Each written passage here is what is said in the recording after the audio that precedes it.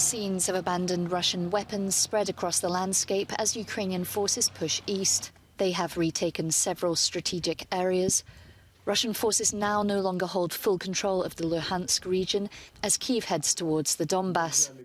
Despite this counteroffensive, Moscow-appointed authorities in captured regions have announced that they will hold imminent referendums on joining Russia.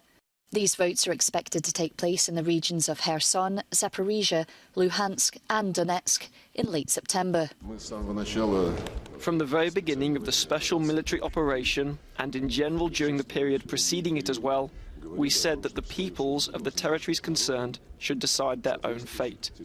And the entire current situation confirms that they want to be masters of their own destiny.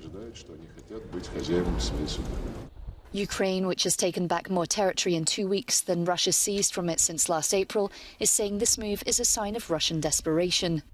Its retaking of large areas, notably in the Kharkiv region, has given Ukraine hope that more success could follow with additional armament deliveries. And more is on its way from Slovenia and Germany.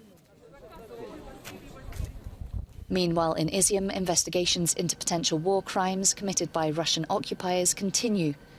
In a forest near this recently liberated area, 450 graves and some corpses with signs of torture have been found. Ukraine says that its troops have moved further east and into territory recently abandoned by Russia. It opens the way for a potential assault on Moscow's occupation forces in the Donbass region.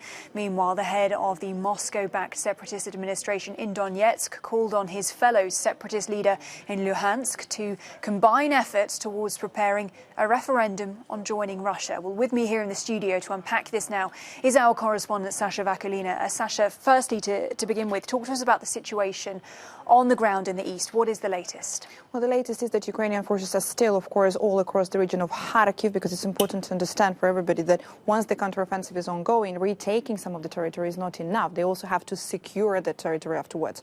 So there are lots of forces that are still there in the region of Kharkiv, and slowly, indeed, they are moving towards Donbass, towards east.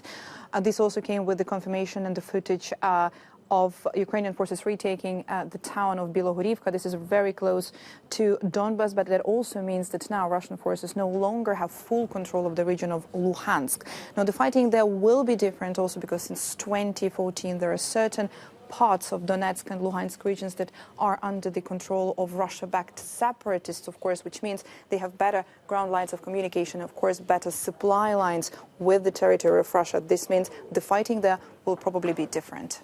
And what about the prospect of these referenda, which are now being evoked now? What can we understand, what can we glean from the fact that they're being raised once again at this particular moment? This is not exactly the first time that we are hearing about the referendum. We've heard that happening, these ideas for the first time coming up somewhere in spring from the regions of Donetsk, Luhansk, and also from the region of Kherson. Now, then they were postponed indefinitely, and suddenly now there is this emergency, and we hear all the claims by the separatist leaders.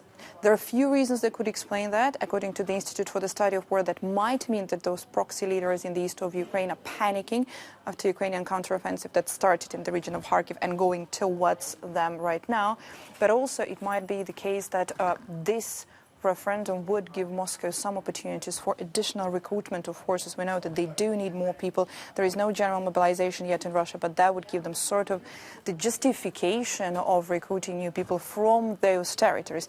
Now, I have to say here, one of the things that I've been reading through from every statement that I hear from the separatist leaders and from decision makers in Moscow is that the way that they are talking about this referenda is totally as if the result of it says it's a yes. So we're talking about another Crimea scenario that we have already seen in 2014. And of course, Sasha, Russia still referring to the war in Ukraine as a special military operation and not yet on a full war footing. Sasha, as ever, so great to have your insight. Thank you.